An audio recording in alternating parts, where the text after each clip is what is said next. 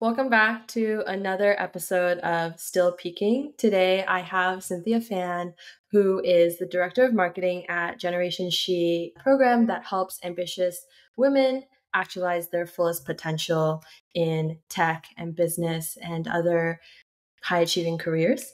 And she actually has a bachelor's and master's in CS, and in her past lives has been an engineer, a product manager, and now works in marketing.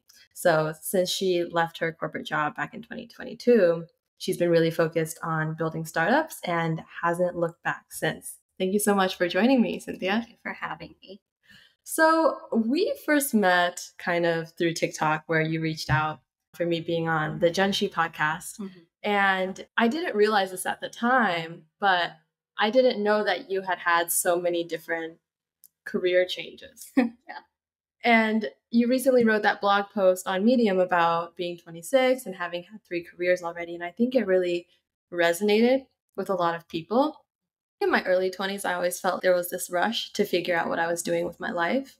And it felt every decision I made was going to really decide the trajectory of the rest of my life. And I think a lot of people found it very affirming that you are still so young, but have done so many things already. Mm-hmm. I'd love to hear about kind of your journey from the beginning, just like growing up in California, starting off with CS, and then how you figured out what you wanted to do from there. So growing up in California, so I grew up in a small town, Elk Grove, which is a little bit south of Sacramento. Not a town that really anyone has ever heard of. So growing up there, I would say that I didn't really have a whole lot of exposure to tech, and especially startups and just the whole landscape. When I was younger, when I was in high school, I actually wanted to study law when I was going into college. Before I even started college, I was, okay, I want to become a lawyer. I'm going to go to law school. I wasn't even thinking, what am I going to major in? I was just, I guess I'll just study political science, mm-hmm. right? Because that's typical for law majors. Why did you want to go to law school? Because I think this started back when I was a kid. I had told my mom that in the future, as a job, I wanted to help people. And that's really the biggest thing that I told her. I just wanted to help people. So my mom has a good friend who's a lawyer, and he practices in Sacramento.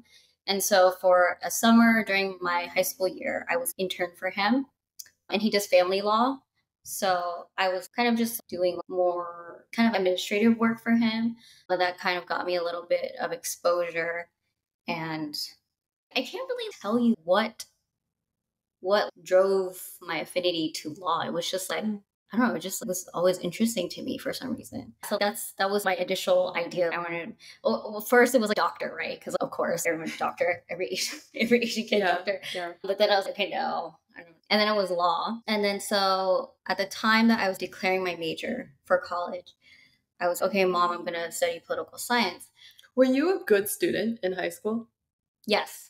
I would say that in high school, I was you have to get good grades. You have to get an A. If you get a B, my parents reinforced this too.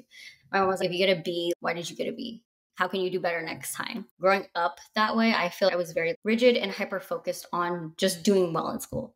Not necessarily trying to understand what my passion is and failing along the way and learning from those failures. Failure was not embraced. It was, you have to avoid it at all costs because it's too risky. So because of that, maybe...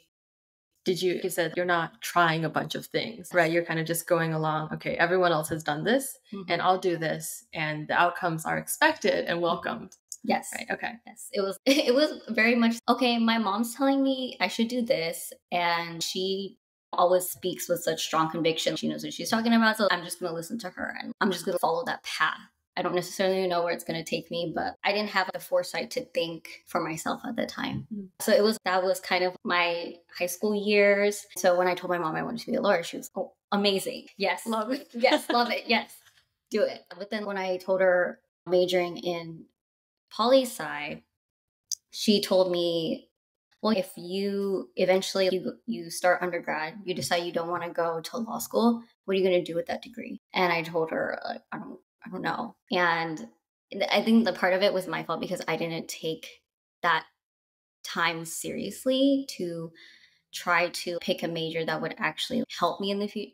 For one, be something that I'm actually super, super interested in.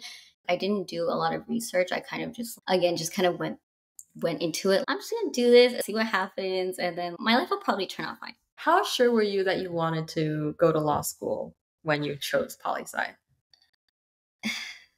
I'm trying to think back at that because it was so long ago. I had this strong feeling that I really wanted to go, but I wasn't necessarily aware of, and I wasn't proactive in trying to understand what that would completely entail in terms of the LSAT and even student loans and stuff, and how long that would take me to finish my law degree, what programs were out there, all those kinds of things. I didn't really think that much about it, which is completely reckless. Well, I think that's normal too, where I would actually be very surprised if anyone entering college had thought it all the way through, right? Yeah. And then you mentioned that you didn't take the time to pursue a major that was deeply interesting to you. But I also think back when I chose a major, I didn't feel super strongly about anything. I was just, okay, I'm going to be a doctor and I feel pretty good about that. So I'll just do it and I'll figure it out. So I think it's unrealistic to expect 18-year-olds to even know what they're passionate about because your world has been so small and limited up to that point. I completely agree with that. And I think college is the time for you to figure that out. College is the time for you to play around, fail, change majors, maybe 3-4 times if you really want to. That is the sandbox. Very F around and find out. Yeah, the sandbox for you to just try things before you actually get thrown into the real world and you have to figure things out for yourself, and it's scary. So I went into it thinking, oh, I should know what I want to major in because all college kids know what they want to major in. They should know, right? And so why don't I know? So it was, even though you're so young, even at this stage in my life, when people say your 20s are about messing around and learning and stuff, even at this stage, sometimes I feel I should have it figured out already, but it's fine. If you are actively trying to understand yourself and just explore things and be open to absorbing things and also thinking about who you are and what you enjoy and what you're passionate about and trying to actively figure out those things, even if you're not figuring it out 21, 22, even if you don't know it at 25, 26, you will still figure it out eventually. So you just have to keep trying because who else is going to try for you? You know? Right. So did you do any of that trying in college? No. I asked because I didn't either. Yeah. I was very, what is it? Tunnel vision on healthcare. And maybe you were on law, right? Well, that's the thing. So I didn't actually declare political science. So my mom kind of stopped me before I could do that. And she was, you should study computer science. The backstory on that is because my mom, she's an electrical engineer, and kind of throughout all of high school, she would always tell me about how, oh, you should go into software. Software is so great. There's so much flexibility in software. And it's not me where we work with hardware and we have to go into the office all the time and stay super late and whatever. So she always kind of shoved that down my throat. You should study computer science. And then I didn't really think anything about it. I didn't know anything about it. Don't know how to code at all. I literally did not know anything going into it. But she told me that, and I didn't have the answer for political science. Right. Okay, sure, I'll do that. And I had no idea how difficult it would be or anything. So that's what I ended up declaring as my major. So I started freshman year with CS. And how was that? Once you started those courses, did you think, okay, I want to switch majors? I failed so hard. My first semester, my freshman year, I was just, I don't understand anything. And I've never felt I don't understand anything. In high school, I was in honors classes, AP classes and stuff. And so even though those were challenging, I could still learn it. There was still some kind of frame of reference to understanding these things because you learn math, science, history all throughout grade school. So it's just like building upon that. But then for CS, it was a completely different topic. I had no frame of reference to understand anything besides maybe math concepts. But other than that, I had the most difficult time. What is a function? How do I write a function? How do I write an if statement or a for loop? And just all these little things I had no idea about. And so my first semester, I think I got a C in a class. And it was in college, right? In the first year. And I was like, oh my God, my life is over. Everything's done for me. So freshman year is kind of when you take those introductory kind of classes. And those are kind of the weeding out classes. I think at the second semester of my freshman year, a lot of my peers, they changed majors. I was thinking about my own struggles and I was, man, should I change my major too? But if I change my major, then that means I'm a failure. I had this very narrow perception of honestly failure at that time. So if I do this, then that means that I failed. So I kind of really thought long and hard about it. And I was, do I want to give this up? Do I want to stop doing this and be everyone else that left? Or do I want to actually try my very hardest and succeed? Right. So at that point, it almost feels it was less of you liking CS and more just you trying to prove a point to yourself that you were smart and capable enough to do it. That probably was it, because even now in my life, I don't have this strong pull to code. That's evidently why I left software engineering, because I wasn't passionate about it. But in that time of my life, I want to succeed at this and I want to prove to myself that I can do it. Afterwards, I was still struggling. It was not, oh, flip the switch and I'm such a good student now and I'm understanding everything. It took me doing things out of my comfort zone to succeed and get A's in my classes. And with anything, if you're going to do something that you've never done before, you have to be comfortable with stepping out of your comfort zone. And you have to be the one to hold yourself accountable and stay disciplined to accomplishing it. Obviously, you stuck with CS. And then at what point did it start getting easier for you that you're, okay, I'm just going to stick with it? Because, I mean, you got a master's afterwards, too. I was not intending on getting my master's at all. It was very much my mom that pushed me to do so. I'm sensing a theme here. Yes. The summer after my sophomore year was when I got my first internship or co-op when I was working at Intel. And that was the signifying time of, okay, I'm on this ride and I'm just gonna take it all the way because I'm a sophomore already, or at the end of my sophomore year. I'm not gonna change my major now. And I'm doing this, I'm making it happen. So I'm gonna see this through. In high school, you were a good student. And then with CS, were you also good? I was down here at the beginning. I was, oh my gosh, my life is over. I can't do this. And it slowly went up after I said I just buckled down and just started just doing anything that I could do to learn the material, whether that be looking up supplemental material online or resources online after class, and really just putting the reps in to learn all this stuff, spending late nights at the library, whiteboarding with my friends. My growth was kind of this. And in the end, what did I graduate with? I think for my undergrad degree, I graduated with 3.8. Which is really high for CS majors. But there's a drawback in that too. There's a drawback in focusing too much on school, which I feel I did. I focused too much on acing my class. I didn't put time and energy into actually developing myself in my career, whatever career I wanted to pursue outside of class. I was just hyper focused on class. You have to get good grades and you have to get an internship, and that's it. And then you'll figure out the rest. I feel like I'm hearing my story as well, because I think my only regret in life right now is just spending way too much time in college doing academic stuff and not doing other things. Because college is actually a time where you have so much freedom. And I wish I had done more exploring.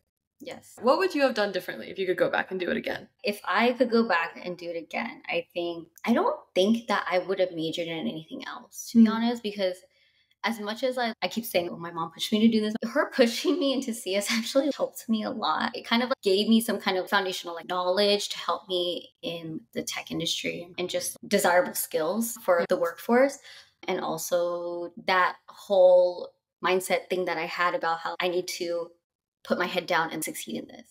Because I had never taken anything that seriously in my life before. I'm going to freaking accomplish this. So I don't know, her nudging me into that direction and me experiencing all of that, I think helped me grow a lot as a person.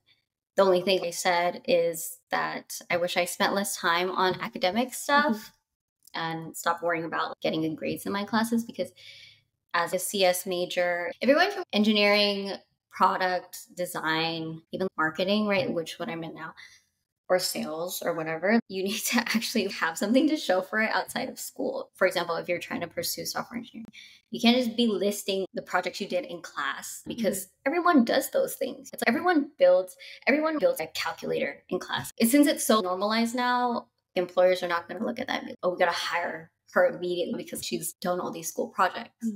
No, we got to hire her because aside from doing a very difficult major and semi-succeeding in it or whatever, she's also doing all these things, extracurriculars and stuff, and doing all these side projects. And she has, I don't know, maybe she writes her own blog or something, right? She is a full person outside of who she is at school.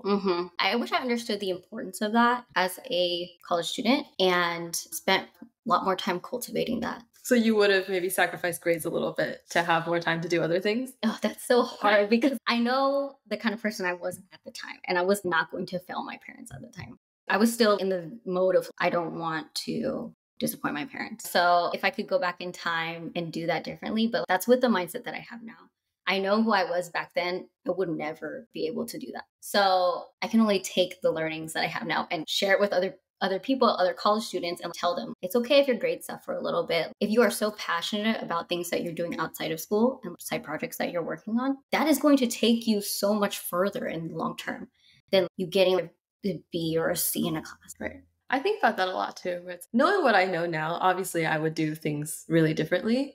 But back in college, you are such a different person than who you are now. And I feel a lot of people are struggling with mental health or insecurities, and maybe they have something to prove. And at that moment in time, maybe you do need to just get good grades to feel good about yourself. Or you do need to listen to your parents. I think that's fine too, because it's not you only have a few short years to figure out your life.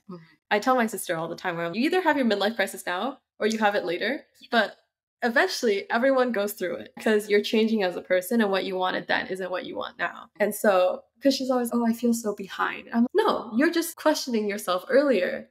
But I have lots of friends who are CS and then went into PM, and now they're in their mid-late 20s and they're like, what do I do? Should I just buy a van and quit my job and travel the world? I'm like, go for it. I think your sister definitely has a leg up on us because she's having the crisis early. She's questioning what she truly wants at this stage where she has you to help support her in this journey of, you take time to figure it out. I'll help cushion that for you to eventually fly. So then you graduated, and then what did you do? So finished my BS, and then I had an extra year for my master's. Why did you do that? My mom, of course. It was because at my school, we have a blended master's program. So it'd be 4 years bachelor's, 1 year master's.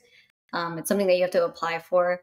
And I think like at the time, our assistant dean or something wanted to meet with me to discuss doing that program because of my grades. So he was, you should really consider this program. At the time, I had friends in college and I didn't want to stay in school while they were not in school anymore. Or, okay, they're graduating, they're going off, starting their lives working, and I'm still in school, which is dumb. Were you worried about feeling behind? I think a little bit. It wasn't a very significant factor, but it was something that I thought about. And I think everyone kind of feels that way sometimes, or just you have peers or you have friends, you don't want to be left behind. Right. But at the same time, you got to realize that you develop at your own pace, and it's not like they're going to disappear from your life forever. You just have to suck it up now and do what you need to do now for your future self to thrive. Were you worried that you were going to be less successful than your peers because you were staying in school while they started working? Good question. I don't think I considered it at the time. I don't remember the circumstances at the time, economic wise and job market wise. So during my senior year of college, I went to Grace Hopper, and my college best friend was also with me. But then I think, I don't remember exactly, but I feel like at the time she was interviewing for a full-time role, and I was still looking for an internship. But so it's kind of going to that conference. It was, she can go in with the purpose of looking for a full-time job. And then when she gets a full-time job, it's you have a full-time job. You don't have to worry about busting your ass again for another internship next year or something. But for me, I was almost for internships. Because you were doing a master's. So I did feel behind in that way. I could grab this opportunity earlier if I didn't do my master's, but then I ended up doing my master's. But I think for me, it was just feeling left behind in terms of my cohort. Was doing the master's worth it for you? Did you do it purely because your mom wanted you to, or was there some other reason? It was purely because my mom wanted to, because I had told her about the accelerator program at my school, and she was, you should do it. It's just another year. Just do it. And I guess, because the way that it worked for the accelerator program, I could still get financial aid and stuff for that 5th year, because usually for graduate school, you can't get any financial aid. So she was, these are all pros. You should just do it because it's just 1 more year. You can get your master's and you could just go into the workforce. And again, I didn't think much. I was okay, I guess. And for me to be able to just be okay, it was obviously very privileged because my parents covered the cost of my school. So I didn't graduate with any student loans, which I deeply am grateful for. But I think me pursuing the master's, it's funny because I I don't actually know if it's helped me because I feel it's a perception thing, right? I don't know if other people see those letters by my name and they think, oh, she's so smart, or what they think about it. I have no idea. And I've never asked. I don't even really mention it. Do you think doing that master's made you a better programmer? Or do you think you could have used that year in a better way? I don't necessarily know if it's made me a better programmer because in my master's program, I did a lot of specialized classes. So I did an AI and ML class. I did a neural networks class. And then I think I did a couple cybersecurity classes. So it was very specialized topics. But I don't think I could say it helped me become a better programmer. I think that if I had spent that year either working, doing side projects, which is another thing, I could never bring myself to do side projects, which is just the telltale sign that software engineering wasn't right for me, that I chose to ignore. Did you ever enjoy programming, or? I think I didn't do side projects because I feel I'm doing homework on top of homework, or projects on top of projects from school, and it was never fulfilling for me. And I think I just forced myself into that mold because first of all, I didn't take the time to look at other career paths. I was just, okay, you study computer science to become a software engineer, and that's it. That's what I'm going to do for the rest of my life. And so I just was very tunnel vision into that path.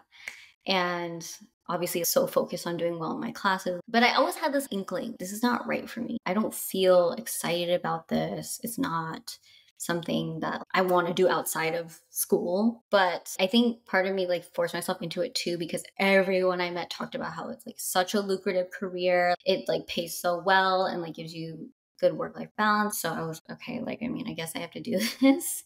And it'll just give me the means to live my life.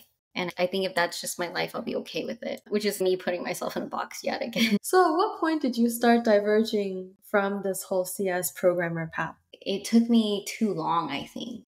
There were hints here and there throughout school, throughout my internship experiences and my first full-time job. But it wasn't until 2 years ago that I really started to feel I can't keep doing this. I can't wake up and just keep doing this every single day. A little bit over a year into my full-time job, that I can't freaking do this. Obviously, I didn't have a well-rounded view of software engineering in its various forms and in its various industries. I was working in defense and government contractor, and I worked a lot on air vehicles, which is not something that interests me at all. It was just a job. At the same time, it was not fun. Since we were government contractors at my workplace, the processes and the speed at which people were moving was so slow. We weren't even working with the cutting edge. We were still using Skype until they stopped supporting Skype. And it was just felt I was in some outdated place. So do you think it was more you hated programming, or you hated working at Northrop, or you hated working at a government entity? I think it was both. I did not like that job specifically. But then I think, if I was working at Google or something, for example, right, would I enjoy it more? Maybe I would enjoy it more because it's more colorful. There's more younger people. There's so many perks. Maybe younger me would have loved that as a new grad. But I know also it would not be sustainable. I think it might have taken, but maybe 5 years so down the line, I would have woken up and been, oh my gosh, I'm exhausted. I can't keep doing this. When the glamour is all gone. Yeah. So then what did you do once you made that realization? And was it slow, or when did you wake up? It was slow in the self-realization part of it because I spend a lot of time reflecting on my life just on the daily. I can't help it. I just constantly do that. I had that feeling inside of me that was there, but I was pushing it aside to just live my life. And then I think everything came to a head after my husband lost his dad. And then our lives were totally changed. His life was totally changed after that. He wanted to do a 1-year road trip, van life type thing around the US and Canada. But then at the time, they were trying to bring me back into office, right? And I just kept thinking about that experience, the road trip and stuff, and how it's just once in a lifetime type thing, because I know that when I settle down and have a family, I'm not going to be doing that. It's just not practical for me personally. So thinking about, I have this one chance to do this.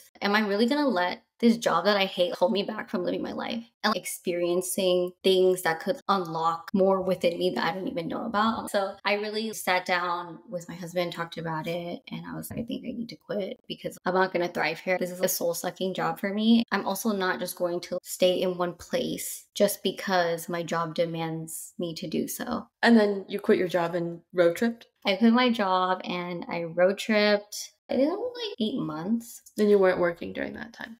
No.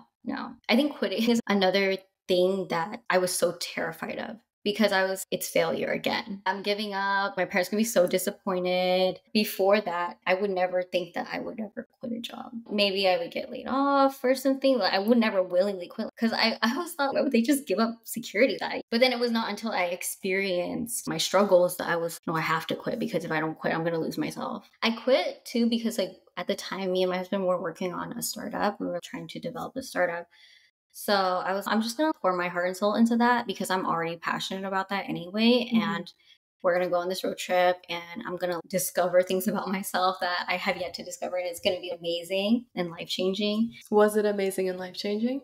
It was amazing and life-changing. I think in good and bad ways, because at the beginning it was great. We were traveling, we were going to so many places, experiencing so many things, and we were also working on the startup that I felt really passionate about. But eventually it died out because it was not really a long period of time after I quit. And then maybe a month after, it was kind of the startup kind of didn't work out just because my husband was the founder at the time.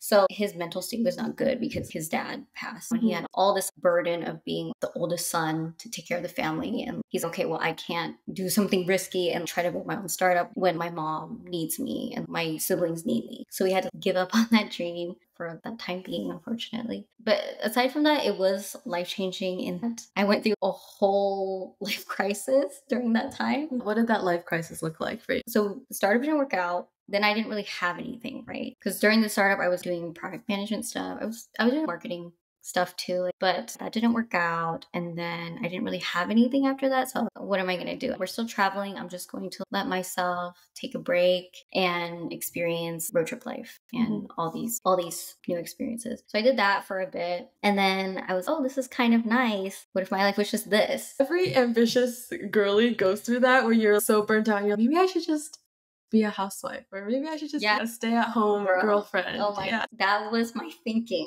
My husband, he makes good money. He's able to support us, so why not? But the problem with that is that there's actually two problems with that. First one, that's not what he wants in a partner. That's not what he wants for me.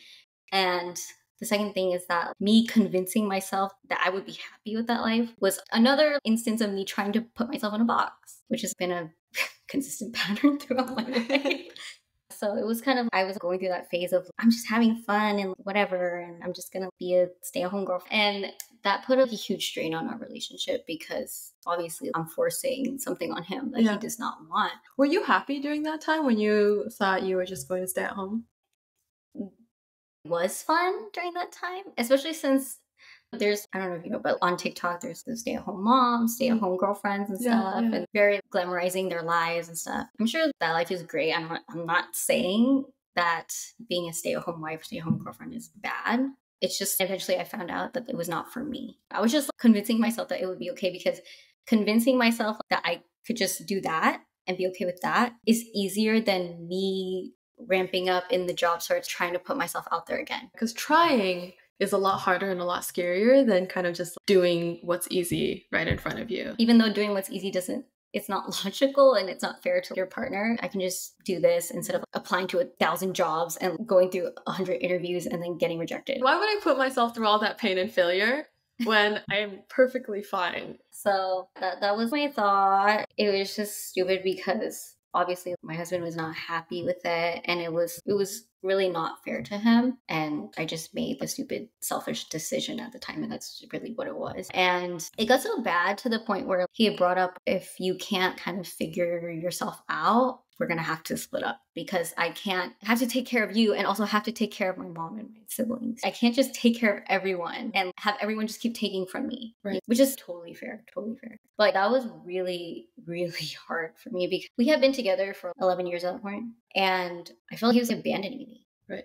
I'm going through a really tough time and you're not willing to give me patience to figure it out. Well, that was my perception, but in reality, he was giving me a lot of patience. When I quit my job, he was okay. If you're gonna quit your job, I need you to be going 110% on finding a new job right after you quit your job. You have to be motivated and you have to do this because I can't support you forever.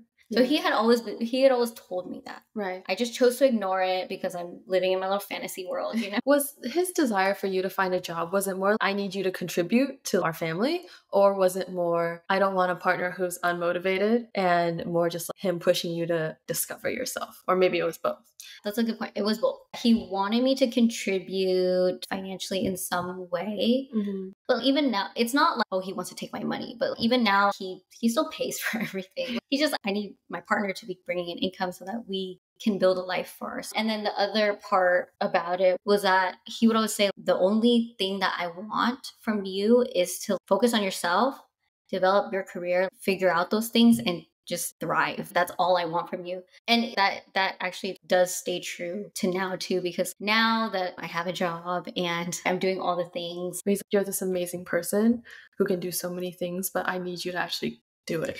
Yes. Before, when I was going through my tough time mentally and trying to figure my shit out, he was never treating me as if, oh, you suck, or putting me down or whatever. And if you had been single when you were at your government job, would you have quit your job? Would you have pushed yourself to explore all those other opportunities?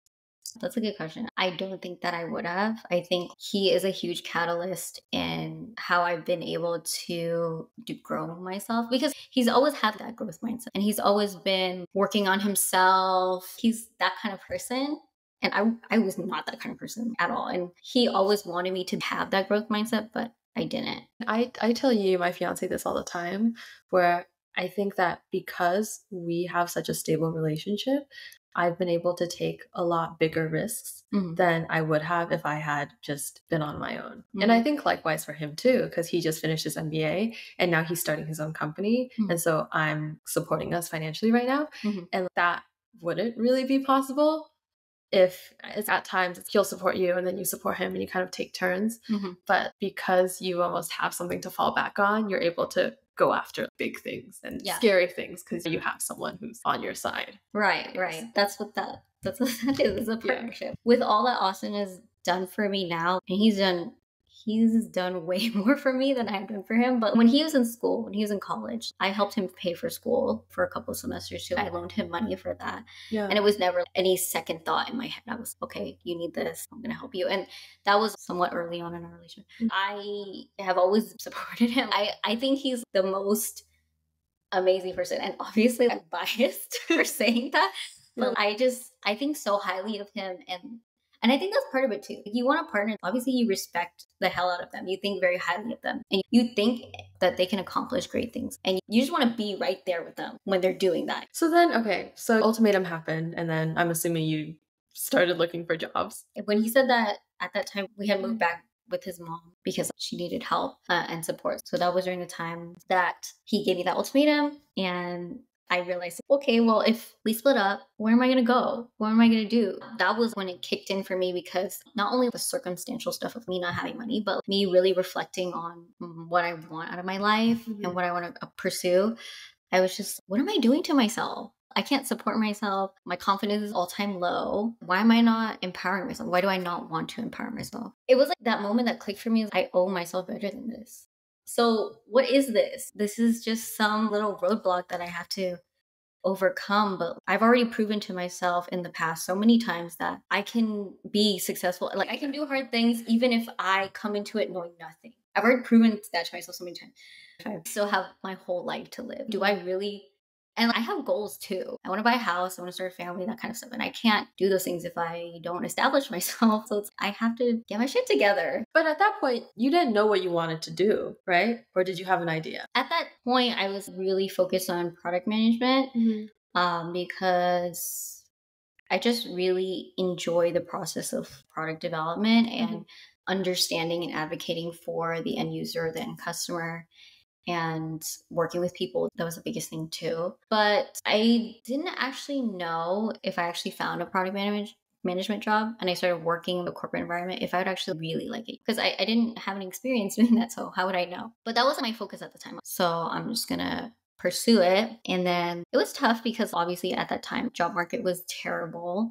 People were getting laid off. Even the big companies were laying people off. And it was just a very difficult time to jump back into it. But eventually I got my job at GenShe during that time. It was because I found GenShe's job board somehow on the internet when I was looking for other job boards. And then so I just applied. For the marketing director role? No, at the time you just create a profile and then submit it into the talent network, and any companies that are interested in you can reach out to you. So I was just, I don't have anything to lose, so I'm just going to throw it in there. Yeah. So I did. And then I think it was 3 months later was when Avni emailed me. I just got this one day, I just got an email from her and she was, we have a marketing position open. If you're interested, let me know, we could talk, right? And I was marketing. What? Ew. I mean, not that I really knew a whole lot about it before, because I did some social media content creation, but I don't have anything else going for me right now. Right. I'll just take the call and just see what happens. Even though marketing was, I did not even consider that as a job at all. So then took the call with Avni and we talked, and then we ended up getting along really well because she's the same age as me, and she's someone that I really admire. And at the time, I think I was very much lacking strong females in my life, strong, successful women that I could look up to in my life. And I really wanted that. And I mean, as a woman, you need that to show you that all this other stuff is possible. So thankfully, we got along really well. And that's how I ended up here. After that conversation, was it pretty natural that you thought, I want to take this role? It's such a new thing that you've never done before. So how did you think about that? I think the greatest thing about it being so early stage is that there's no structure, which is terrifying for a lot of people, but I love that so much. There's no structure. So literally it's kind of, there are times where you can just throw things at the wall and see what sticks, right? And you have the ability to do that instead of going into a big company where there's processes and rules in place and we do things a certain way and you have to follow it. So the fact of Avni just being, I don't like to micromanage people. So I need you to be able to have full ownership over your work and be communicative towards me about what's going on and just be an autonomous employee, right? And I mean, I love that personally. That was what really drew me into it. Obviously, it being remote too, because I'm never going into the office ever again if I can help it. And so during the interview process, we had talked a couple of times, and then we did, I think it was a week trial run of us working together in person at the FINC office in San Francisco. I went down there for a week, stayed with a friend, and then we just, that was where we met for the first time. And then we just worked together for a couple of days. Yeah. And after actually being in person with her and talking to her more and getting to know her and getting to know the passion that she has for GenShe, that was what really sold it to me. I don't think that I'm ever going to get this opportunity ever again to be in this environment of having a boss who's also a mentor to me and working on something that I think is super important, empowering other women. I never got the chance to do that at my software engineering job. Right. So it's a complete 180. And so why would I not take this? Of course. And I mean, in this process, I feel you listen to your parents a lot. How did your relationship with them change when you decided to be a little risky? My mom is very much, it's okay to take risks if they're calculated. So AKA don't take risks ever. Because when you take a risk, you can only calculate so much. You can only predict so much. So when I quit my job, I wasn't planning on telling them that I quit because I know that they're just going to worry about me and nothing productive is going to come out of it. They're going to worry about me. They're going to yell at me. How's that going to help me? But Austin was, no, you need to tell them because they deserve to know. And I guess for him, it was just a respect thing, which I mean, I still don't understand. But to him, they deserve to know. Yeah. And you're an adult now. You just need to own up to whatever decisions you make in your life, which is true. So I was like, okay, I'll tell them. And at the time, we also got married. I told you we got married on paper too. And I didn't even tell them about that either. So they found out about the marriage thing first. Then they found out about my quitting a couple months later. And you told them on both of those occasions? Or they just found out somehow? I told them on both of those occasions. But Obviously, my mom was upset with me. She flipped it over on me. She's saying, we don't even deserve a text from you to let us know that you got married to Austin, because I didn't tell her. And I was like, well, it's not a big deal. We haven't had the ceremony and stuff yet, so it's whatever. That I get. I feel marriage is a big deal. I think my parents would freak out too. I mean, I had already anticipated the judgment and the upsetness. And then when I told them I quit my job, my mom, she was just not okay with that. I explained my situation to her as best as I could without crying. It was not only because the software engineering wasn't fulfilling for me at the time. The team that I was working with was super toxic too. It was just not a healthy work environment, so why would I stay there? So I explained that to her. And for her, she also dealt with toxic work environment in the past, which is why she ended up quitting her job. And so I thought she would understand, right?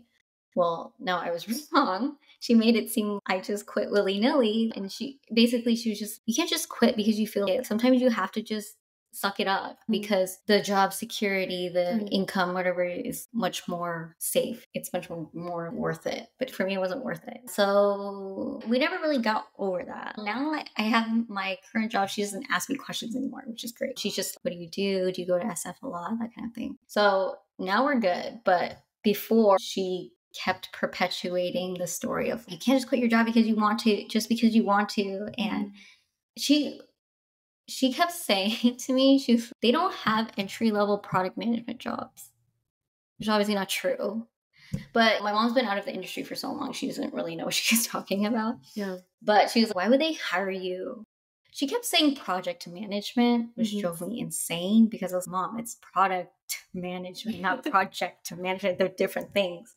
And she was, why would they hire you as a product manager? You haven't even managed anything. You don't know what you're doing. And so I was like, I'm just not even going to try to argue with you about that. I think it's way easier to just do what you're going to do. And then while you're figuring it out, it's always just going to be them nagging and being upset. But then the second you succeed at it, then they're okay, she's fine. My parents were so worried when I wasn't going to med school. They're like, you have no other skills. You only know healthcare. What are you going to do? And now they never ask me about work. They're like, she's fine. Exactly. That's how it is now too. She doesn't ask me anything. And I'm just, okay, cool, I guess. As long as you make it, then you don't really have to explain yourself. And I think all of that anxiety and all that nagging and stuff comes from just kind of the survivalist mindset that our parents had of just, we need to figure out all these things. And then once you're, okay, I have a job now, then they're quiet. Well, I guess what would be one actionable thing that you think someone also trying to figure out their life or trying to figure out what they want to do with their career? What's one thing that you would tell them or recommend they do? I guess it depends what stage this person is in their life, because this whole time we've been talking, I've spoken about what I would do differently in college. So for college students, definitely take that advice that I just said of, think of college not as I have to figure this thing out right now. Think of it as, this is my sandbox to mess around and explore anything.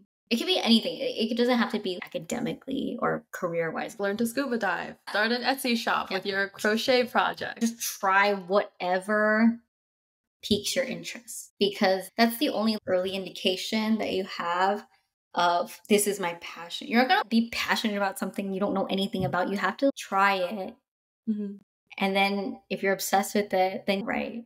It's kind of me with climbing. I didn't know anything about climbing before I started. And one day, our friend Eric that we went on the trip with, we were in Irvine, and he was like, oh, do you guys want to go top roping with my cousin? Because his cousin top ropes. And oh, I guess so, sure. And then so we went, and it was pretty cool. But at the gym we went to, they had a bouldering area too that we tried out. And I had no idea what bouldering was before that. I was like, you just climb this wall and there's no rope or anything. You just fall down. So we just did that. And then I at that point, it didn't really hit me yet, but we tried top roping again a second time. And then we were like, top roping is not for us. Let's just go to the bouldering wall. So we went bouldering. And then at that moment, it just all clicked. I was like, this is so much fun. I love this. And then that was 9-10 months ago. And since then, I've been going every other day because I'm just so obsessed with it. It's that thing. I wouldn't have never become obsessed with it if I didn't just say yes to doing that and just try it. So for college kids, just try stuff. Just say yes to opportunities, to your friends inviting you out doing activities or whatever, and don't be afraid to fail. But at the same time, when you do those things, and if you do fail, just obviously take time to reflect too, because that's the only way that you're going to truly understand yourself and grow that self-awareness is reflecting on your life. So don't just go wild and do whatever typical college student. Don't just go wild. Be meticulous. Be methodical about it. For new grads plus who are still trying to figure it out. It's a very depressing time. Okay. You feel so bad about yourself, especially if you did well in school and you're used to being good at things and you're used to being, oh, Maggie's really good, or Cynthia's really excellent. And then all of a sudden you're unemployed with no job prospects and I don't even know what I'm doing. Trust me, I have been there. I think most people, it's just kind of, it's harder, obviously, because when you're in the real world, you have real responsibilities, bills to pay, and how are you going to feed yourself and just trying to cover your basic needs. So it's not as easy to just go wild and have tried a billion different things you could in college. But I think a good thing, the first step is to try meeting people. I think because people that you meet, friends that you make, are the kind of people that are going to introduce you to these new things and make you feel more comfortable to try it than if you were just alone trying to decide if you should try it. So just meeting new people in the whole, not in the whole networking way of get me a job or please help me get a job, but more of just being open to meet people and ask people for their time to share their stories and ask them any questions that you're curious about.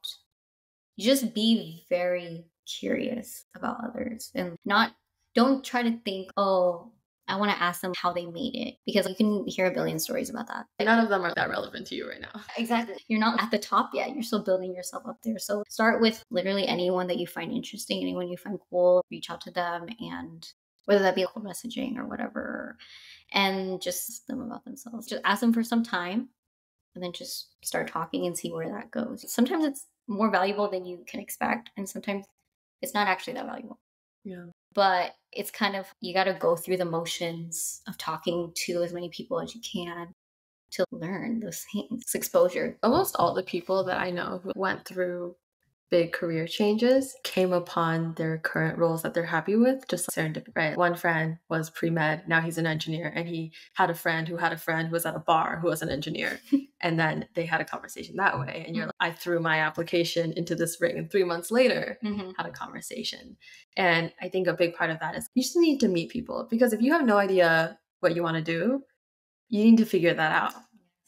And you can only figure that out by learning and intaking a lot of information too. So thank you so much for joining me, Cynthia. Yes, thank you. Love your story. If you want to find Cynthia, she works at GenShe. I'll link everything below. And if you are a ambitious, smart woman who wants to achieve her highest potential and also find a community similar to you, you can check out GenShe as well.